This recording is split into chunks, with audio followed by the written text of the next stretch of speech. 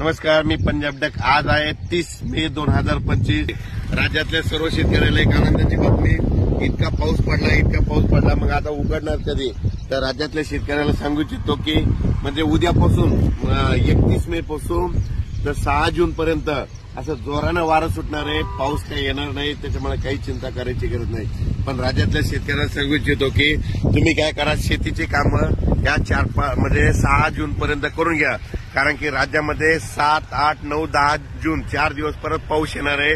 म्हणून हे लक्षात घ्यायचं, आणि ते 7, 8, 9, 10चा पाऊस भाग बदलत पडणार आहे, म्हणून हे अंदाज लक्षात घ्यायचा। पण राज्यात मात्र 6 जून पर्यंत हवामान कोरडं राहणार आहे, पाऊस काही येणार नाही, त्याच्यामुळे काही चिंता करायची गरज नाही।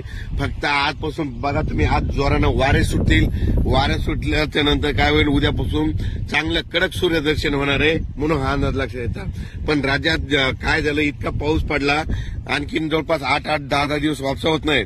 पण माझी विनंती, ज्यांचं रान जसं तयार होईल तसं तुम्ही तयार करा, कारण की राज्यामध्ये 7, 8, 9, 10 जूनला परत थोडा पाऊस येणार आहे, म्हणून हा अंदाज लक्षात घ्यायचा।